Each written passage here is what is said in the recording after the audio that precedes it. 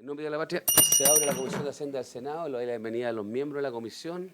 Tenemos pleno hoy día. Señora secretaria, a su secretario de Educación. ¿Ah? ¿Está el ministro? Ministro. Presidente, pido que parta de nuevo la sesión, Ya. porque usted no estaba No estoy concentrado, no estoy concentrado. La verdad que no estoy concentrado. Ministro Cataldo, le doy la bienvenida a la Comisión de Hacienda del Senado. ¿Ah? Le pido disculpas. ¿Ah? Ya. Pero no, bueno, ya, no digo nada. Ya metí la pata ya. No, al contrario. Al contrario, ninguno. Bien, señora secretaria, tenemos cuenta, ¿no? No hay cuenta, Ya. presidente. ¿Puedo anticiparle inmediatamente a los miembros de la comisión de que mañana, eventualmente, vamos a citar, después de la cuenta pública de ambas cámaras, voy a citar a las 12:45 esta comisión para tener la mixta sobre bolsillo familiar electrónico, que fue... No, yo creo que...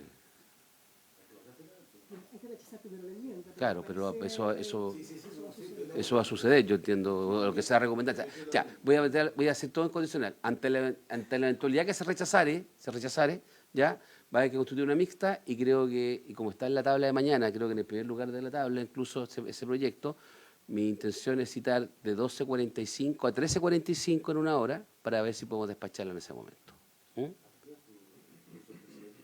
Hora y cuarto, me dijo.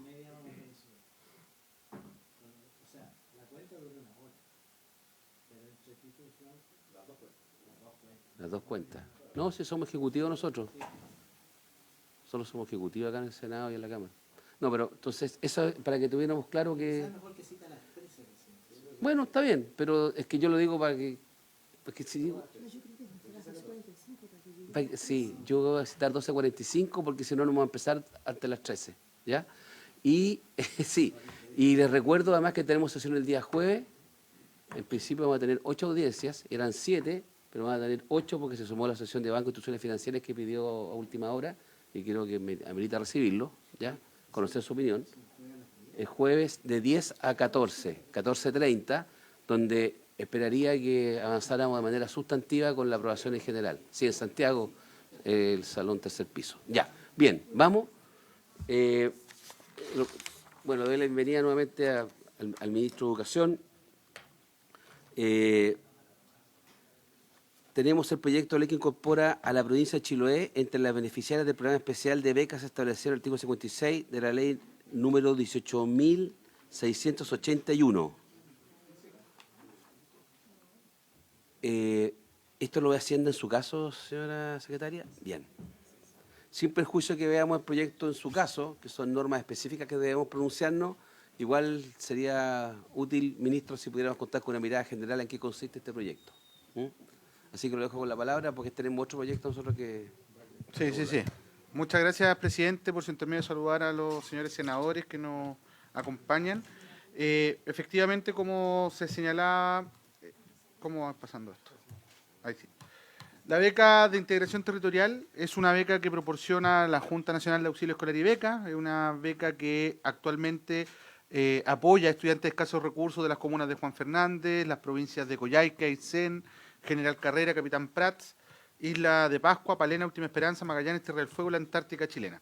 Esta beca contribuye económicamente a estudiantes de estos territorios para que no vean limitadas sus opciones de estudiar en establecimientos educacionales que están reconocidos por el Estado, tanto en enseñanza media en sus distintas modalidades, como también en educación superior y Fuerzas Armadas de Orden y Seguridad. Estamos hablando de un aporte en dinero que tiene dos componentes, un componente de libre disposición, equivalente a 1,87 UTM por 10 meses, y un componente que está enfocado a transporte, que se denomina en la ley como de residencia, que tiene distintos valores dependiendo del territorio. 5,79 UTM en el caso de Coyhaique, Aysén, General Carrera, Capitán Prat, 18,65 UTM en el caso de Isla de Pascua, 3,73 UTM en el caso de Juan Fernández. Estos son montos que se pueden entregar hasta en 2 cuotas, es decir, en algunos casos se entrega una sola cuota, en otros casos los montos más altos se entrega en 2. En el caso particular de la provincia de Chiloé, esta está fuera del contexto de aquellos territorios que están contenidos en la ley. Nosotros hemos visto la necesidad de incorporarlos, habida cuenta la falta de conectividad que evidentemente el archipiélago tiene respecto al territorio. de la realidad socioeconómica que también tienen aquellos estudiantes que provienen de ese territorio y que obviamente dificulta la posibilidad de proseguir estudios en oferta educativa especializada, técnica, profesional, superior en particular, o por falta de oferta educativa en algunos lugares porque la disponibilidad de escuelas o liceos no es suficiente para la cantidad de estudiantes. Es muy habitual que en esos territorios existan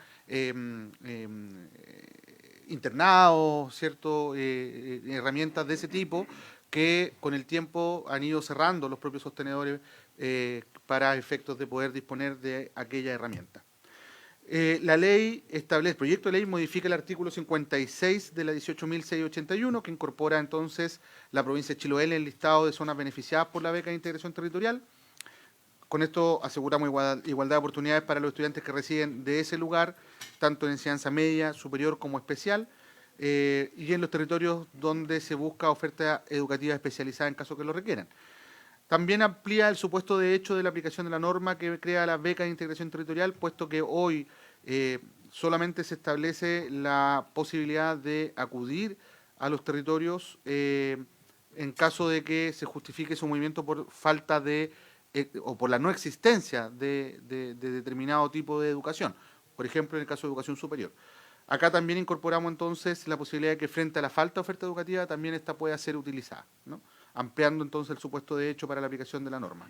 Además hay un ajuste más bien formal que tiene relación con la referencia al intendente regional como parte de la comisión que es parte, en definitiva, de quienes seleccionan a los estudiantes o quienes más bien llevan adelante el proceso, pues en general esto opera con demanda completa, no hay estudiantes que queden fuera del beneficio.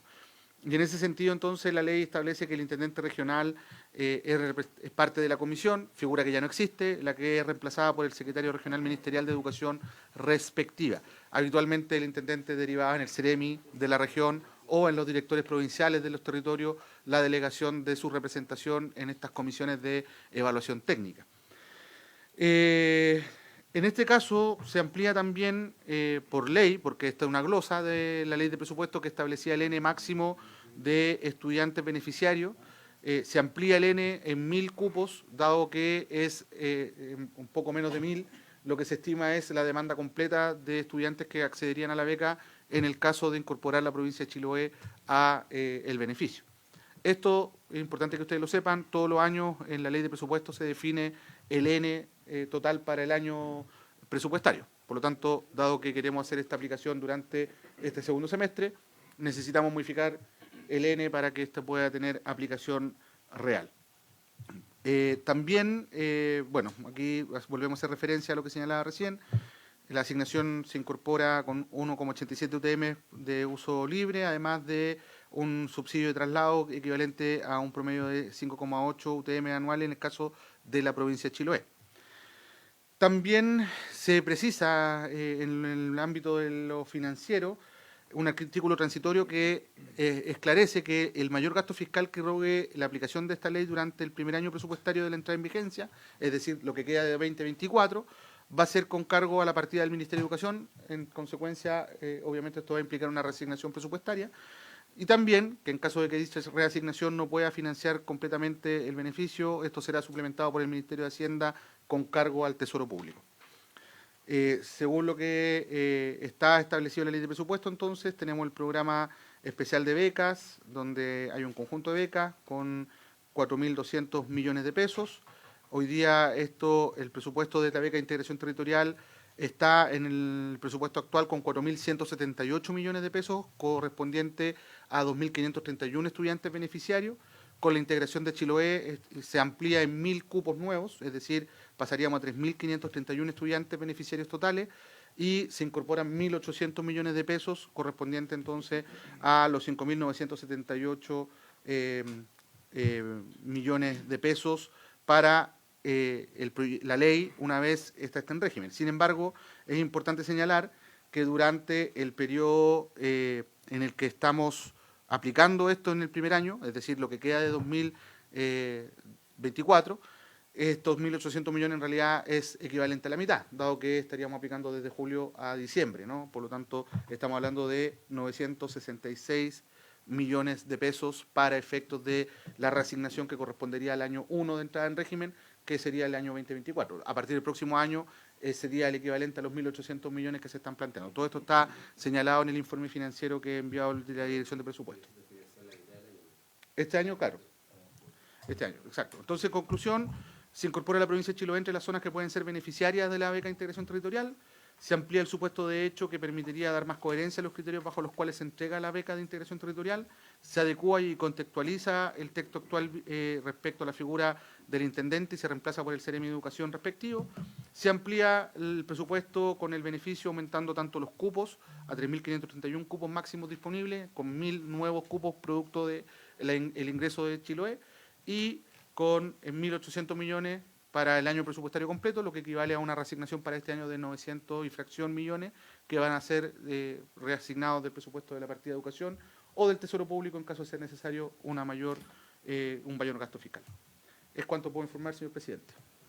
Bien, antes de dar la palabra, solamente 3 comentarios, si me pudiera ayudar, ministro.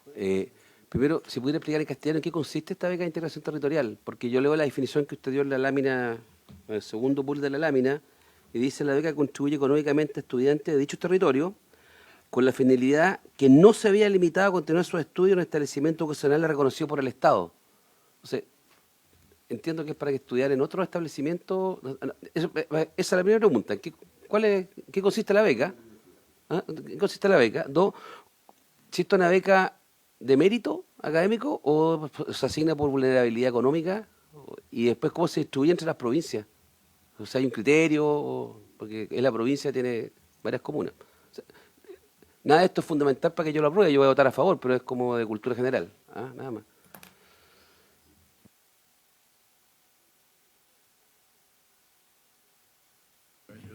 La verdad es que yo voy a votar a favor, desde luego, no tengo ningún problema en eso, pero me asombra que una cantidad de comunas rezagadas del norte del país estén excluidas de esta beca. Y no están incluidas ahora. Por ejemplo, en mi región son 4 comunas, de las cuales 3 son completamente rezagadas, que son Camarones, General Lagos y Putre. Y nunca han tenido ninguna beca que yo sepa. Y sería bueno porque la mayor parte de ellos tienen, o forzosamente quiere estudiar a otra región o a la ciudad de Arica porque no existe ningún tipo de establecimiento educacional en ellas. Muchas gracias. Muy bien, gracias. Senador Cast. Sí, bueno, saludar al ministro. Yo creo que es importante en este tipo de votaciones, presidente, tratar de aprovechar la instancia para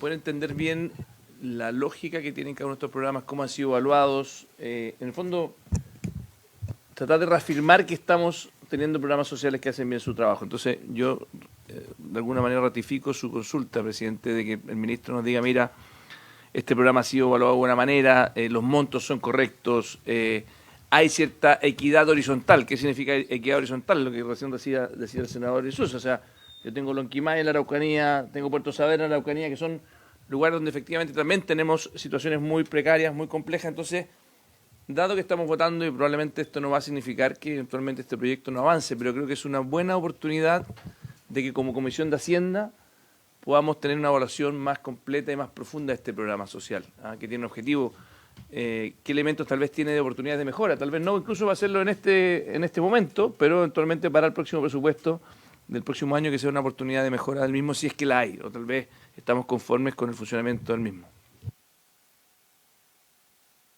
Senador Kuchel y senador Coloma después.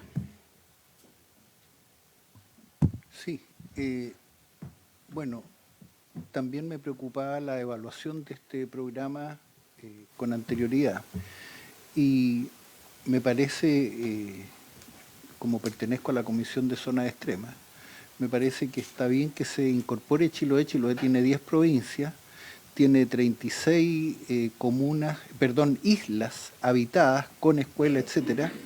La mayor parte de esas escuelas dependen de los sistemas municipales, los que están proporcionando una educación deteriorada en cuanto a su calidad. Ahora se va a incorporar a los SLEP y la experiencia que tenemos de que eso funciona peor que los sistemas municipales, porque no hay control, no hay fiscalización, no hay cumplimiento, como he dicho yo en otras oportunidades, de parte ni siquiera de la Contraloría, para verificar de la superintendencia. Entonces estamos retrocediendo.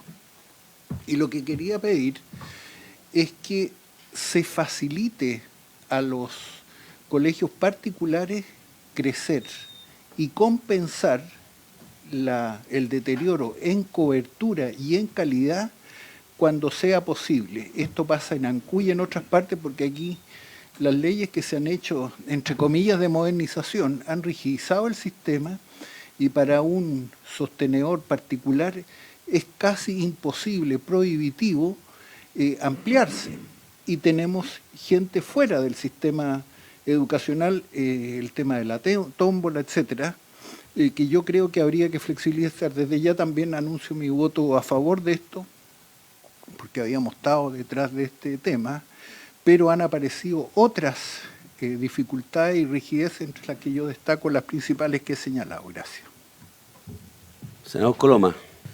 Presidente, dos temas. Primero, y para ser más para sumarme a la inquietud del senador Insulza, casi particularmente, y algo respecto del senador Cucho, o sea, otra vez, ¿cuál es el criterio? Como si hay un criterio objetivo respecto al cual uno puede entender que hay zonas que requieren más o menos esta beca, digamos. Eso es clave, porque yo creo que bueno, por algo hay una ley de zonas extremas, pero además en cada región hay situaciones en donde uno dice hay vulnerabilidades de distancia que bien le harían una política pública de esta envergadura. Yo entiendo que son limitadas las opciones, tampoco es infinito, y así lo asumo y creo que eso hay que ser responsable, pero ¿cuál es el criterio? Yo creo que no sé si existe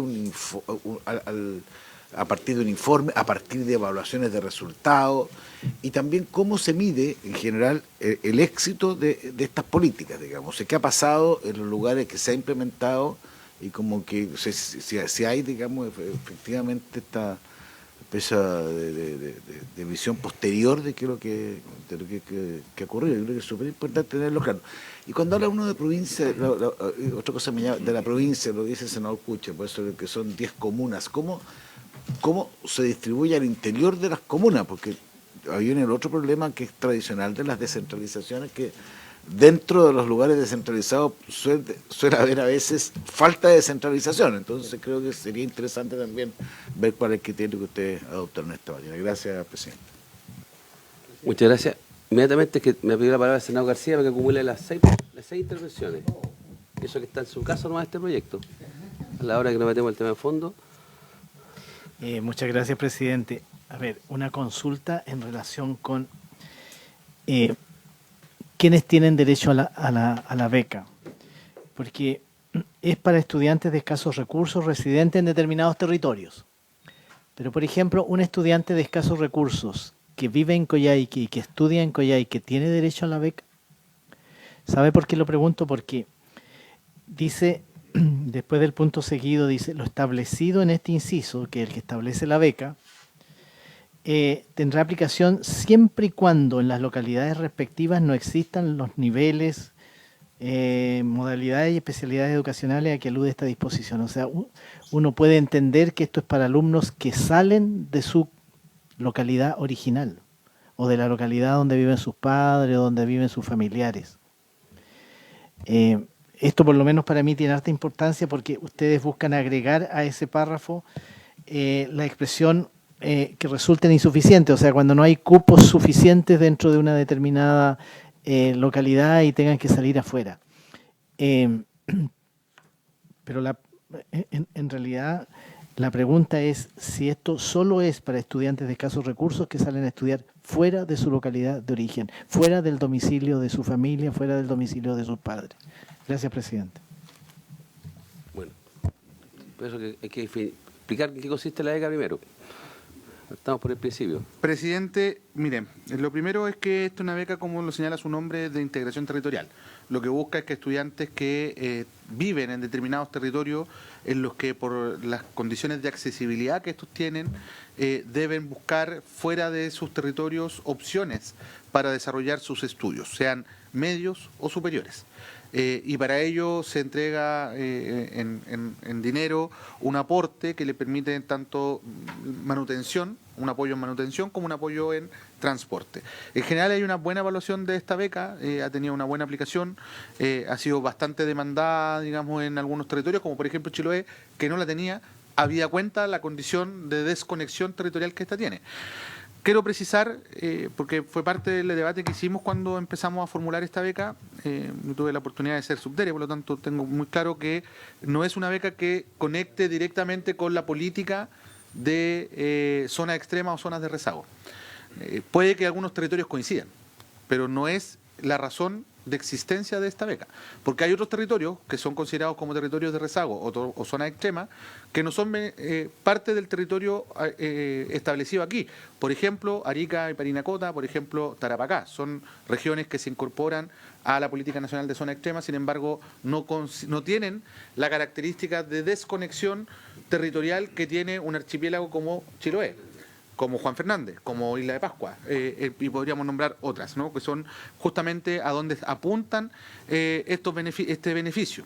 Por lo tanto, desde el punto de vista de la pregunta de cuál es el foco de este beneficio, es ese, ¿no? Es una beca que apunta a contribuir económicamente a estudiantes que de escasos recursos y por mérito, porque los criterios son ambos, se exige rendimiento en nota, haber aprobado una cierta cantidad de ramos en el caso de educación superior, además de pertenecer al 80% de mayor vulnerabilidad, es decir, estamos apuntando a estudiantes de escasos recursos, pero con buen rendimiento escolar también, para que puedan continuar sus estudios cuando no hay opciones de desarrollar sus estudios en esos territorios que están desconectados territorialmente. Luego, yo diría que el esfuerzo principal entonces está en ello. De hecho, quiero leer el artículo 5 del reglamento, que es el decreto 68, que regula la beca de integración territorial, que señala lo siguiente, presidente, abro comillas: los beneficiarios de estas asignaciones serán los estudiantes, aquí queda mucho más claro, que deban desplazarse y residir fuera de las localidades en que se encuentran sus residencias, para proseguir estudios en alguno de los establecimientos o instituciones de educación mencionados en los artículos 1 de este reglamento, que son los reconocidos por el Estado. Para estos efectos deberán acreditar su residencia en los mencionados territorios y su condición socioeconómica. Y la condición socioeconómica, según lo que establece también los propios reglamentos, es el 80% de contar con tramos del registro social de hogares hasta el 80%. Y además se considera la aprobación del 50% de las asignaturas cursadas en el último año académico y un promedio de nota 5.0 en el caso de egresados de cuarto medio. Se exime este requisito a los estudiantes de la educación especial. Por lo tanto, considero que desde ahí se explica cuál es el foco del beneficio, en qué consiste y por qué, y a quiénes va y con qué criterios se define. Es decir, acá el criterio de selección de los estudiantes que postulan son los que están establecidos aquí, es decir, requisito socioeconómico y mérito, y quienes revisan los antecedentes de los postulantes es la comisión técnica, que está constituida por un representante del presidente de la República, un representante del intendente, que es la persona que estamos proponiendo modificar, dado que no existe la figura, por el CEREMI, más el representante de la Junta Nacional de Auxilio Escolar y Beca. Esto es importante, presidente, porque hasta ahora no hemos identificado demanda insatisfecha, es decir, postulan y lo que ha estado haciendo la comisión en realidad es revisar que se cumplan con los requisitos, y más que eso no, porque no ha habido más postulantes que posibilidades de beneficiarios. Ahora, eso no quiere decir que en algún minuto no exista, por eso está definido también un N de cupos en la ley de presupuesto. Es decir, si llega a existir más postulantes que recursos disponibles para entregar el beneficio, evidentemente va a haber que aplicar regla de selección a propósito de los criterios que establece la ley y los reglamentos. Presidente. Bien, no sé si eso absorbe las inquietudes de los señores senadores. Parcialmente. Ya. Bueno, si no hay más inquietudes, procederíamos a votar, señora secretaria, ¿le parece? Son muchas normas, podemos votarlas en conjunto eventualmente, porque les quiero recordar que tenemos por Zoom a un representante de la OCDE respecto al proyecto. Bueno, yo sé que a usted le genera en particular, senador Coloma. Presidente, la Comisión de Hacienda ve las normas de su competencia. Este es un proyecto breve y las normas de su competencia son la mayoría. Lo único que no es de competencia es el número 3 del artículo primero, que está en la página 2. O sea, se pronuncia respecto al artículo primero, números 1 y 2, respecto del artículo que está en la página 1 y 2, respecto del artículo 2 en la página 3 y respecto del artículo transitorio también en la página 3. ¿Les parece que lo votemos en su conjunto los 3 artículos? ¿En votación? El señor presidente somete a votación en particular las normas de competencia de la Comisión de Hacienda. Senador Cast. A favor. Senador Coloma. A favor. Senador Insulza. A favor. Senador García. Presidente. A favor. Quedan entonces aprobadas por la unanimidad de los miembros de la Comisión las normas de competencia de la Comisión de Hacienda y despachado el proyecto. Bien, despachado el proyecto que incorpora a la provincia de Chiloé entre las beneficiarias del programa especial de becas establecido en el artículo de la ley 18.681. Muchas gracias, ministro Cataldo, ex subsecretario de Desarrollo Regional. Es para tratar de arreglarla. Ya, muchas gracias. Entiendo que esto se va a la sala, no sé si hoy día o mañana. Hoy. Ok, perfecto. Bien, no gracias a ti.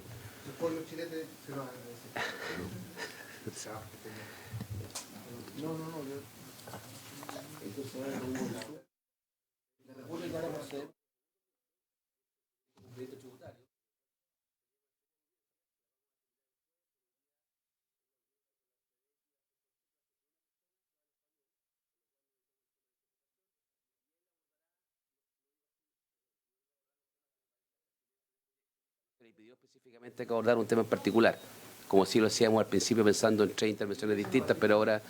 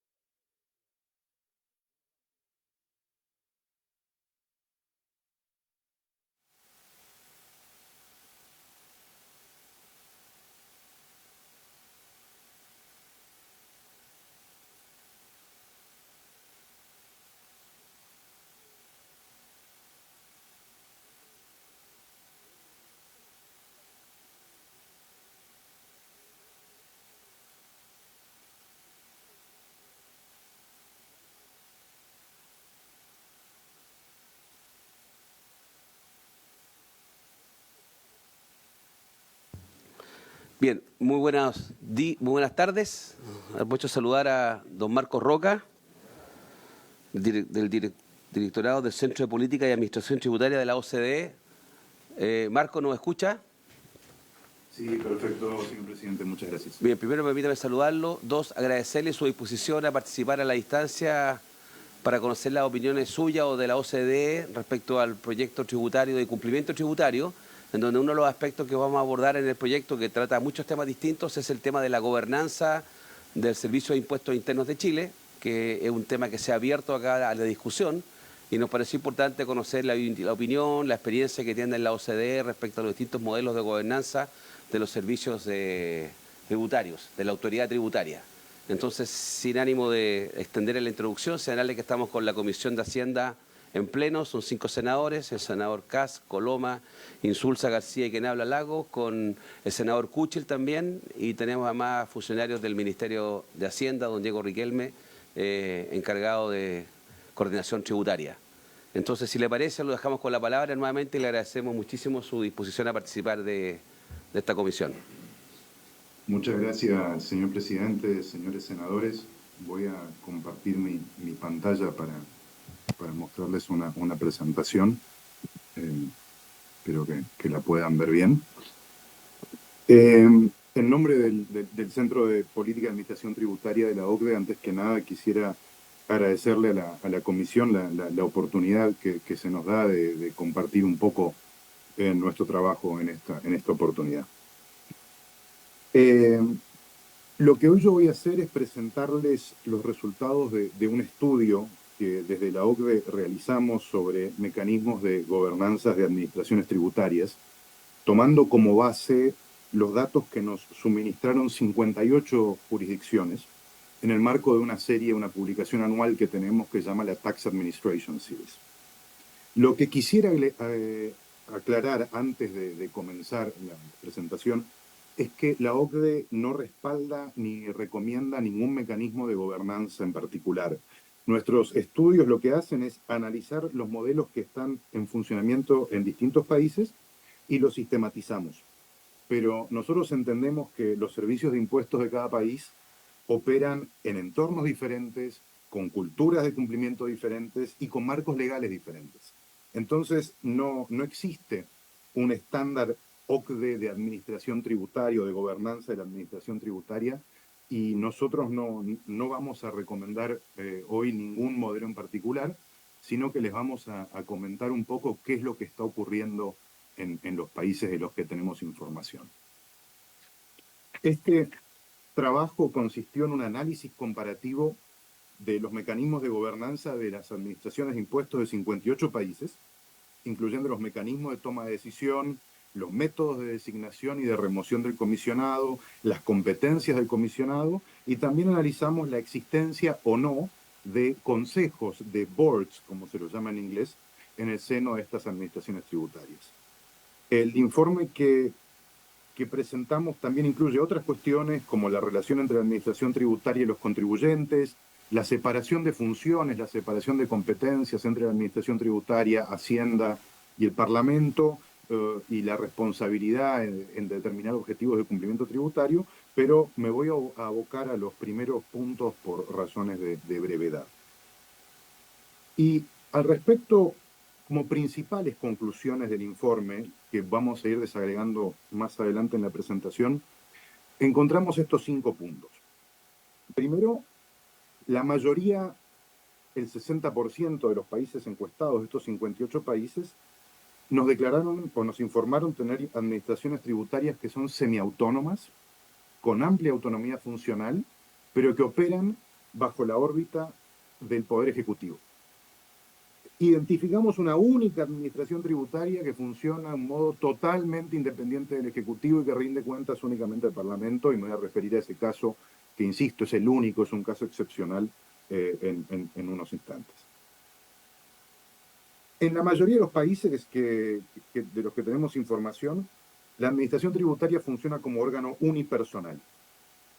Hay un comisionado de impuestos que está a cargo del manejo de la administración tributaria. Este comisionado, o director general, también se lo llaman en algunos países, o gobernador, tiene distintas denominaciones, es el funcionario responsable por la gestión del órgano y tiene amplia autonomía en la toma de decisiones y rinde cuentas ante el ministro de Hacienda, y en muchos países también tiene una obligación de rendición de cuenta ante el Parlamento. Dada la función crítica que realiza este comisionado y también la autonomía de la que goza, el nombramiento del comisionado es un proceso complejo. Tiene una gran cantidad de salvaguardas legales para evitar interferencias políticas y para garantizar la independencia en el ejercicio de las funciones.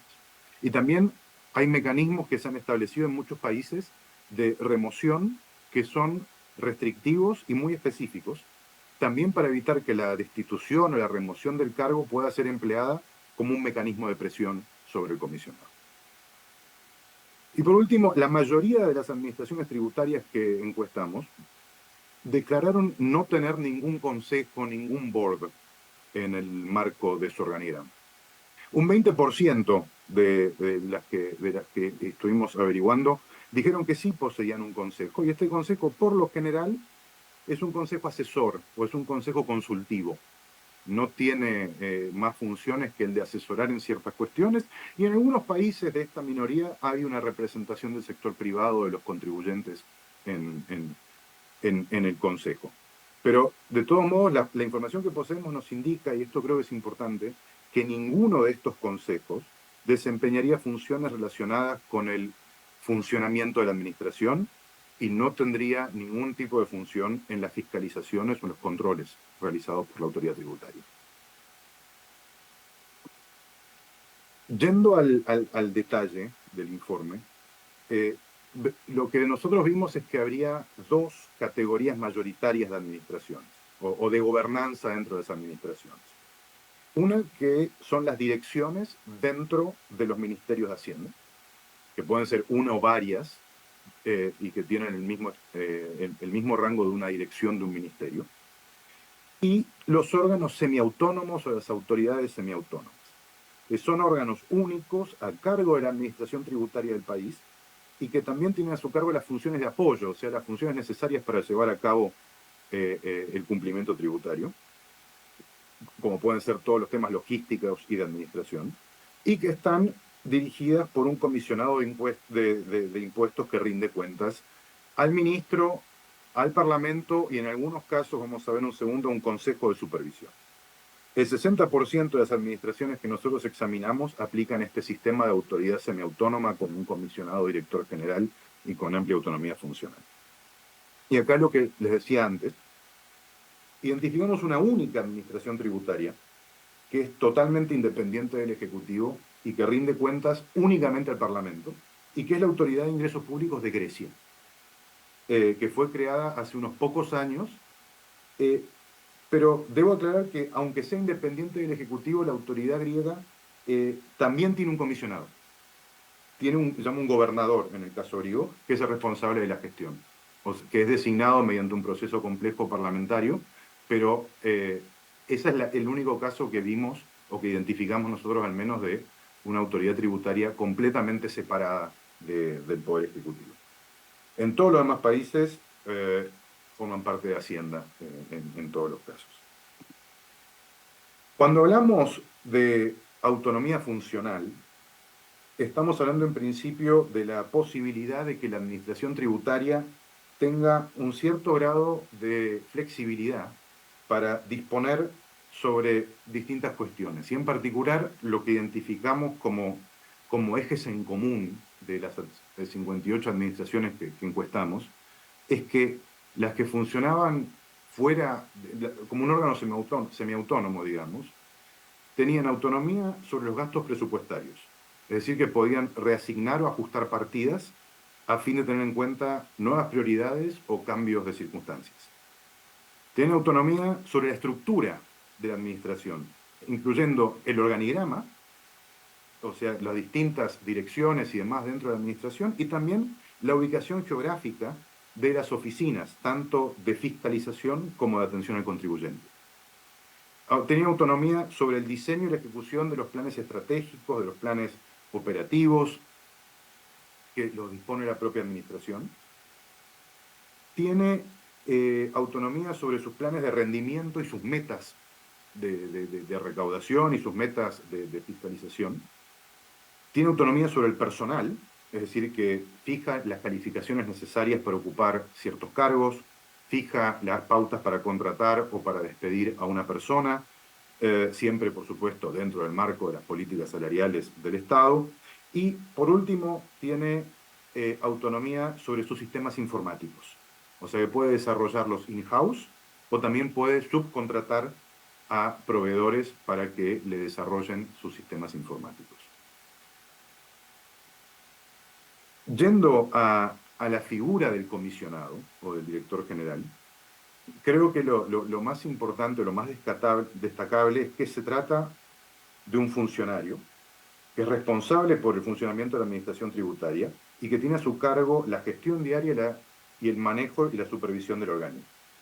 En muchos casos vimos que el comisionado puede subdelegar en comisionados adjuntos, por ejemplo, o en otros altos funcionarios, pero siempre la responsabilidad finalmente va a ser la responsabilidad del comisionado. Esta función parece común a prácticamente todas las administraciones que encuestamos y parecería obedecer, mi impresión es que hay una necesidad de que haya un funcionario identificable, que sea el responsable final de las decisiones que se toman en el ámbito de la administración tributaria y que esa responsabilidad no se diluya, ¿cierto? En algunos países también identificamos que el comisionado puede llegar a tener lo que podríamos llamar funciones materialmente legislativas, o sea, la ley le puede delegar que fije la fecha de cobro de los impuestos. Eso es algo que ocurre en muchos de los países que estuvimos investigando, pero es importante aclarar que en ningún caso de todos los que nosotros conocemos el comisionado puede crear impuestos. Eso es una potestad únicamente del legislativo. Y a fin de darles algunos ejemplos que pensamos que podrían resultar de interés, hemos tomado los casos de 4 países. En el caso de Australia y el caso de los Estados Unidos, tienen en común que se trata de administraciones tributarias donde hay un comisionado de impuestos responsable por la ejecución y por la aplicación de la legislación tributaria que no puede aceptar ningún tipo de directivas del gobierno, pero que da cuenta y que rinde cuenta anualmente al Parlamento y al ministro de Hacienda en el caso australiano y al secretario del Tesoro en el caso estadounidense. Canadá y el Reino Unido también tienen comisionados. En el caso británico hay un comisionado jefe y 6 comisionados que se dividen esos 6 comisionados en las distintas carteras. Y el comisionado jefe es el máximo responsable y en algunas decisiones las puede tomar en lo que se llama un comité ejecutivo, que se reúnen el comisionado en jefe y los otros 6 comisionados. Pero en los tribunales británicos, en alguna vez que se ha cuestionado el rol del comisionado jefe y de los comisionados, los tribunales británicos han aclarado que tienen una amplia discrecionalidad en la gestión del organismo, the widest discrecionalidad, así que muy amplio.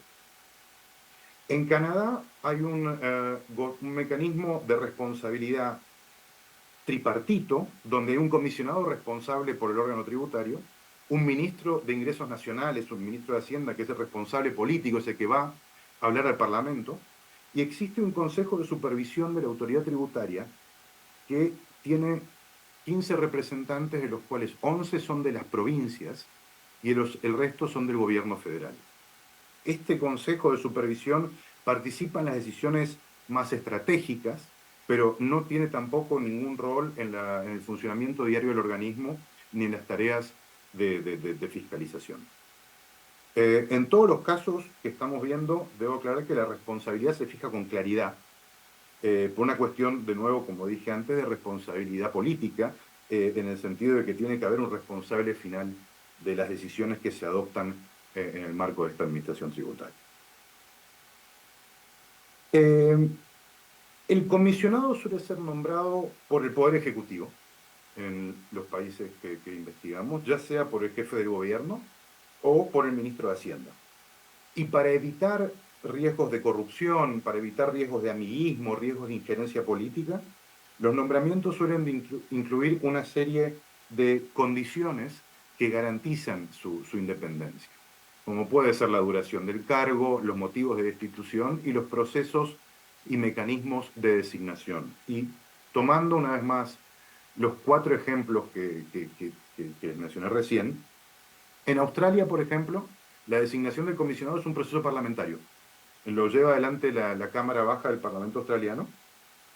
Y lo interesante es que el comisionado dura 7 años en el cargo, tiene un mandato fijo, comparado con 3 años para los diputados y los miembros del gobierno, ¿no es cierto? O sea, es un periodo muy largo que puede llegar a coincidir con 2 o más gobiernos incluso, y tiene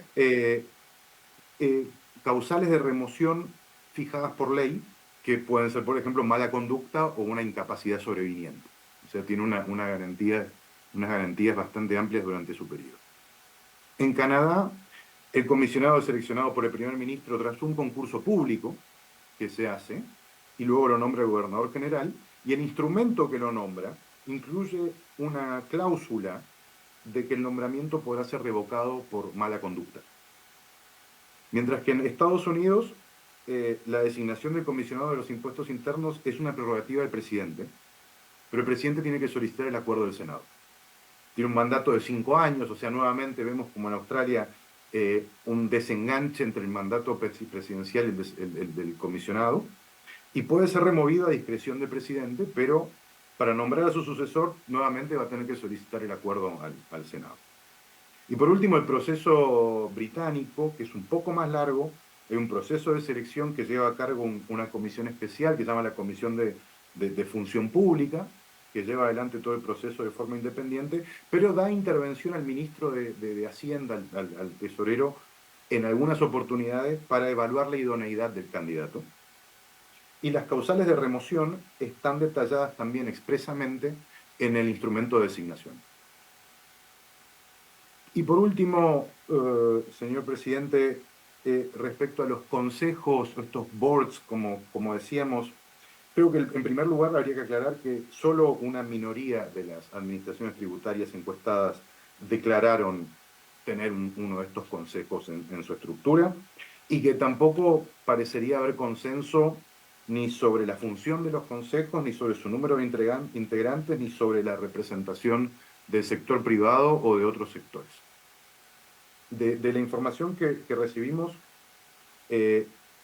surge en primer lugar que más allá de la existencia del consejo, de los boards, la gestión del organismo en las administraciones que tienen consejos sigue en manos del comisionado.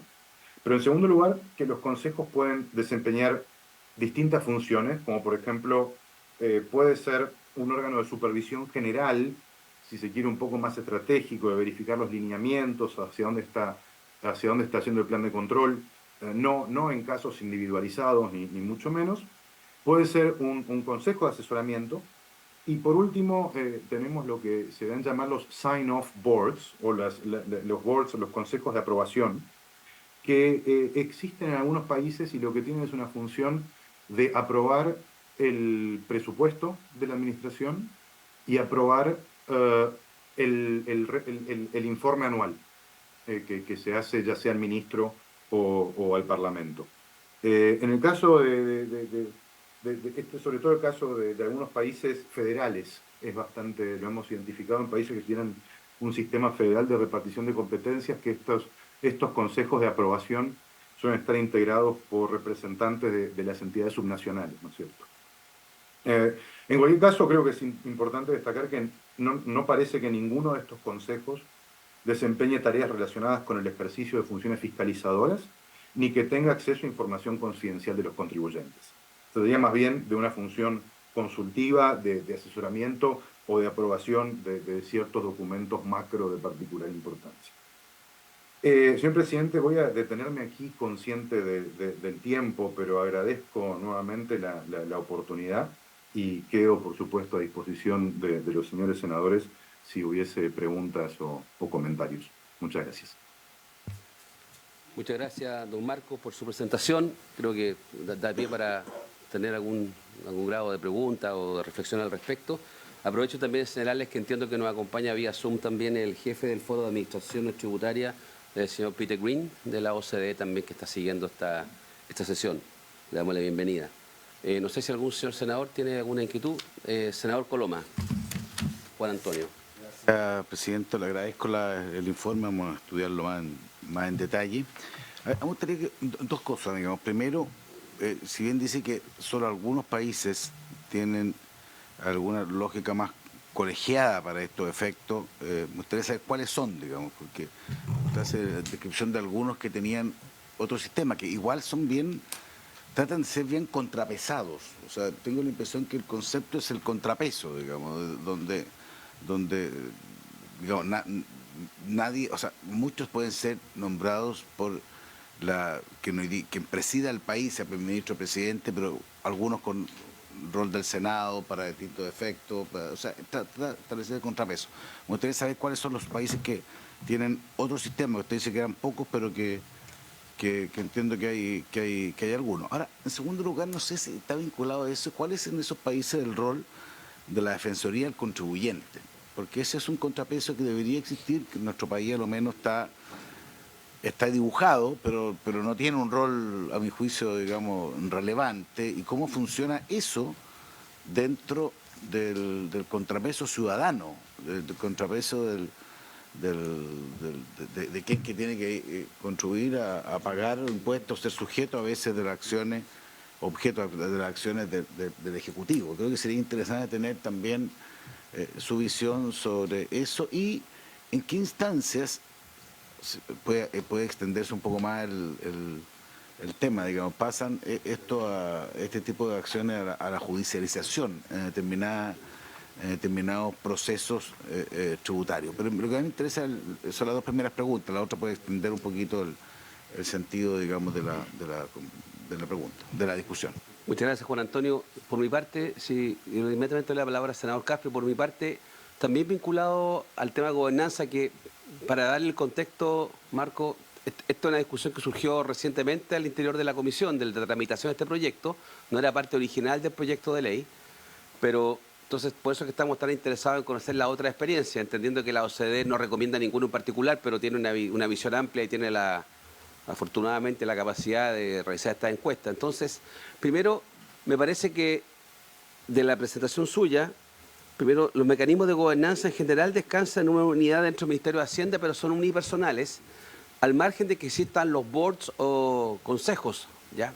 Entonces, mi pregunta es la siguiente. Usted señala en varias partes de su presentación que en el caso de estos consejos, que no son muchos tampoco, ¿ya? No son muchos, creo que dijo 20%, no puede haber equivocado, que tampoco tienen funciones básicamente consultivas y de asesoría. Y lo pregunto porque ha surgido la pregunta si es apropiado o no, o si queremos saber, no quiero un tema valórico, quiero saber experiencias. Si hay experiencias en que, porque ya sé que el tema valórico no me lo va a responder un político, y tiene toda la razón, ¿ya? Pero desde el punto de vista de la experiencia que ustedes conocen, si existen circunstancias en que habiendo un gerente o un encargado unipersonal, si estos consejos tienen facultades de opiniones vinculantes, porque esto es un debate que estamos teniendo en Chile hoy. El Servicio de Impuestos Internos, por ejemplo, chileno, el director, el mandamás, el número 1, tiene la facultad de emitir circulares de carácter general que son vinculantes, ¿ya? Son obligatorias. Entonces la pregunta que surge es si un consejo consultivo en otros países tiene una capacidad de imponerle una rectificación, por ejemplo, a ese director. Me explico, al director de Impuestos Internos, al mandamás, al número 1, si un consejo le dice, mire, su interpretación de la norma, que es vinculante de carácter general, no procede. O sea, si, o en general, al final del día, el que termina tomando la decisión siempre es el número 1, al margen de lo que le pueden decir los consejos, ¿ya? Este es un tema que es bien crucial, yo creo, para ayudar a avanzar acá en nuestro proceso. Le dejo también inmediatamente le doy la palabra, Marcos, pero primero el senador Casta, Felipe, y después el senador García. Gracias, presidente. Saludar a Marcos y agradecer también por el estudio y la presentación. En varias ocasiones, si uno pudiera resumir su presentación, dice, mire, en nombramiento se tiene mucho cuidado. O sea, en el fondo, lo que hacen en general los países es tener mucho cuidado a quién nombran y pasan una serie de filtros. Por lo tanto, pareciera haber consenso que esa dimensión, que en Chile no es así. En Chile tenemos un nombramiento del director de Impuestos Internos bastante similar a otros servicios públicos. En el fondo, el presidente tiene la discrecionalidad, existe la alta dirección pública, pero puede ocupar su plata de plata, puede efectivamente nombrar al director de Impuestos Internos con bastante discrecionalidad. Y estamos buscando un diseño que nos permita asegurarnos que el nombramiento a futuro sea siempre hecho de buen nivel. Por lo tanto, veo que hay un cierto consenso en aquello. Segundo, usted nos decía que en un 60% aproximadamente son organismos que tienen un nivel de autonomía mayor que el resto. Por lo tanto, creo que también hay un cierto consenso de que esta institucionalidad, por sus características, debiera tener algún tipo de autonomía mayor.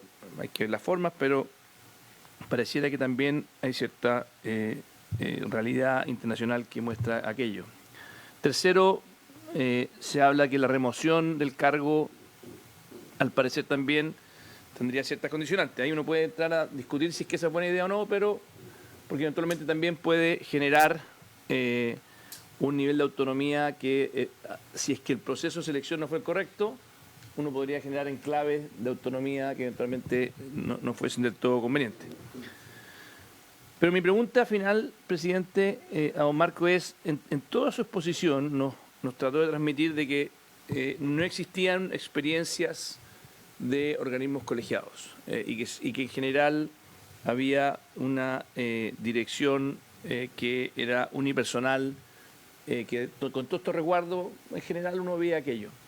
Y ahí mi pregunta, Marco, es, desde el punto de vista del diseño institucional, cuando uno ve que hay otras instituciones como, por ejemplo, el Banco Central chileno, que tiene una autoridad clara, que es la presidenta del Banco Central, o en el pasado fue el presidente del Banco Central, que fue el actual ministro de Hacienda, pero hay un órgano colegiado que lo acompaña.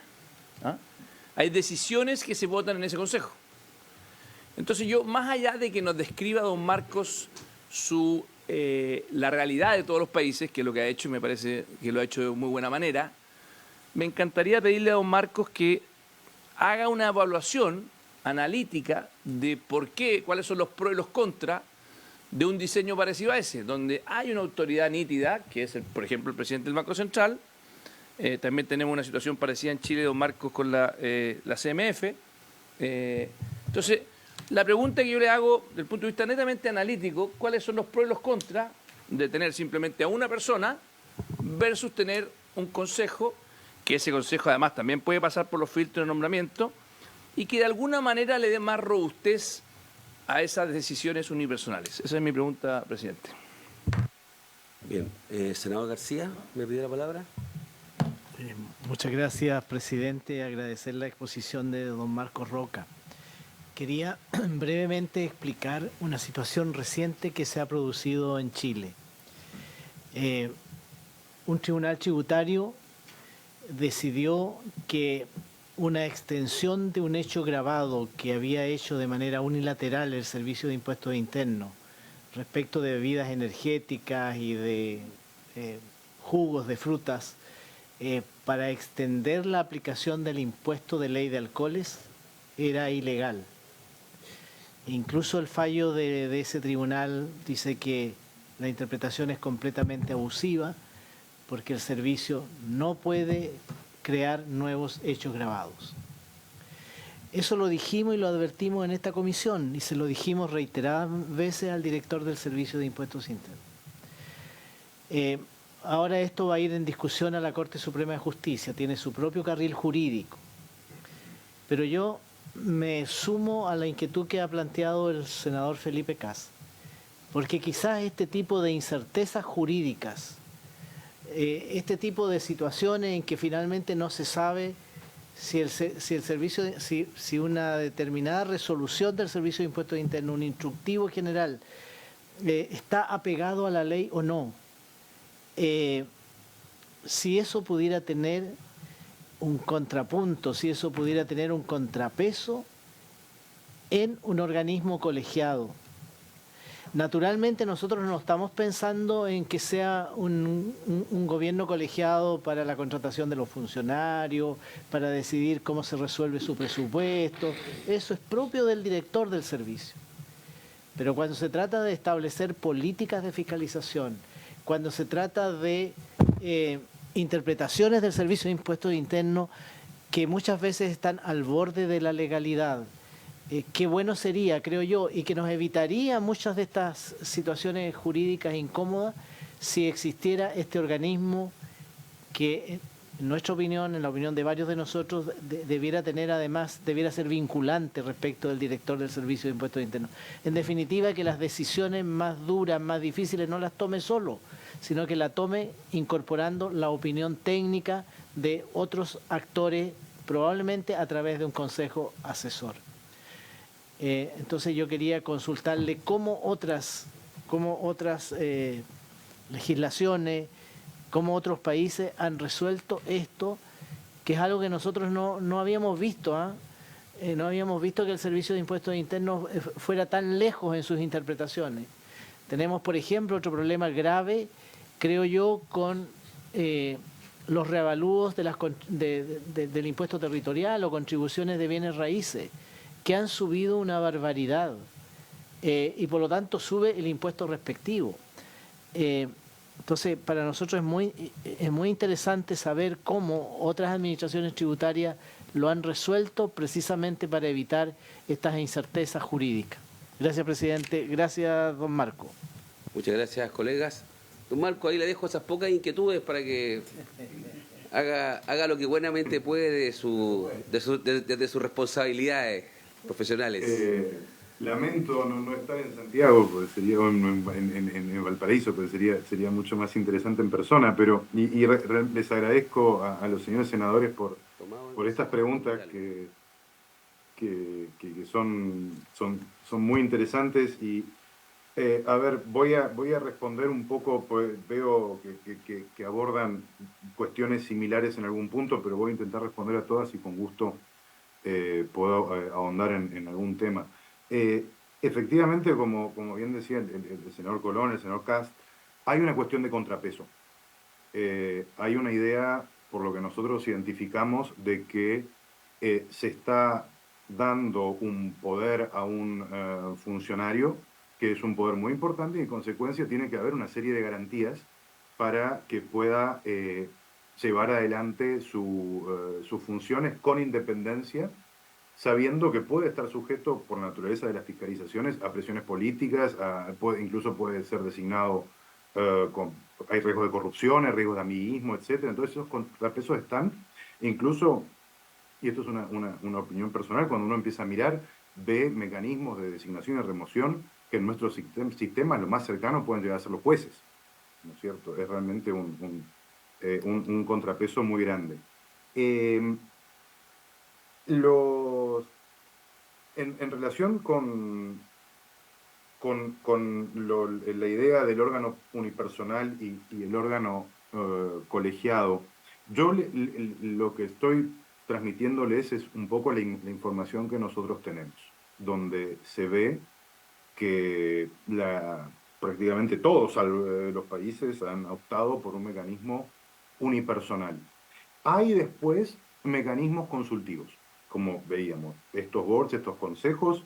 En el caso británico, por ejemplo, este comisionado jefe, que es el responsable final, el CEO lo llaman incluso, del Servicio de Impuestos y Aduanas de Su Majestad, es designado en simultáneo con otros 6 comisionados y algunas decisiones de alto nivel las toman un comité ejecutivo, que son los 7 juntos. Pero en lo que hace a la función de fiscalización, por ejemplo, no deja de ser al final de cuentas una responsabilidad unipersonal. Lo que vemos aparte es que cuando existe este mecanismo como este comité ejecutivo en el Reino Unido, es interno, ¿no es cierto? Se designan a los comisionados y son ellos los responsables. No es quizás como puede ocurrir en otros órganos, como puede ser un banco central, como puede ser una autoridad de regulación del mercado financiero, o etcétera, que hay representantes de distintos estamentos. Eso no lo estamos identificando, al menos de la información que tenemos, no lo hemos visto en ningún lado. Incluso el caso griego, que digo es el outlier de todo esto, pues es el único que no forma parte del Ministerio de Hacienda. Hay un responsable final y después han adoptado el modelo inglés, donde está el gobernador y una serie de miembros de la administración que pueden sesionar en temas de alto nivel en conjunto. Respecto a la defensoría del contribuyente, yo no me puedo adentrar en particular en el caso chileno. Sé que Chile tiene una defensoría del contribuyente, efectivamente. Nosotros lo que hicimos en este documento fue, en una parte que está en el documento que no abordé, pero hicimos un análisis un poco de cómo se maneja esta relación contribuyente-administración tributaria. Lo que vemos es que existen determinados mecanismos, como puede ser una carta del contribuyente, que establece cuáles son los derechos del contribuyente en su relación con la administración tributaria, que van desde tener acceso a determinada evidencia hasta ser atendido con un trato correcto, ¿no es cierto? Y también están estas defensorías del contribuyente en muchos países que tienen como función asesorar a la persona en estas situaciones. Y Por último, en relación con los temas de interpretación normativa que planteaba el senador García, nosotros lo que identificamos es que frente a algunas normas que tiene que aplicar el Servicio de Impuestos, existen consejos de asesoramiento en la interpretación de la norma. Es decir, lo que buscan esos consejos es asegurarse de que el comisionado o el Servicio de Impuestos pueda tener una interpretación uniforme y lo más uniforme posible y que se aplique a lo largo y a lo ancho del país en determinadas cuestiones, como puede ser, por ejemplo, la cláusula general antilucido. Eso en algunos países existe esta idea de que este consejo brinda una idea de en qué casos debería poder usarse o no, pero una vez más, hasta donde sabemos nosotros, la responsabilidad final recae en el comisionado, que es quien es realmente, estamos hablando de órganos piramidales al final de cuentas. Creo que más o menos espero haber abordado las preguntas, pero no sé, señor presidente, si hay alguna otra consulta más. No sé si alguno de mis colegas quiere agregar algo. Yo solamente, o le dejo no sé si una tarea, una sugerencia, si nos puede complementar después o vía mail. Si es que existe en alguna jurisdicción tributaria un consejo o board, como usted dice, en el cual la opinión del consejo o del board es vinculante al director o al mandamás del servicio. ¿Ya? Eso sería importante conocer si hay una experiencia. ¿Ya? No sé si... Bueno. Por supuesto, bueno, pues si por eso estamos preguntando. O sea, aquí ya se armó una trifulca porque me dice que mi pregunta es interesada. Y claro, debo ser el único que hace preguntas interesadas, seguramente. Ya. Sega a veces, está bien. No, pero el ánimo es bueno en todo caso. Don Marco, le dejo la palabra. Ah, no, perdón, senador Castro. No, en la misma línea, don Marco, creo que hay como dos roles del director de una institución como esta. Uno que es el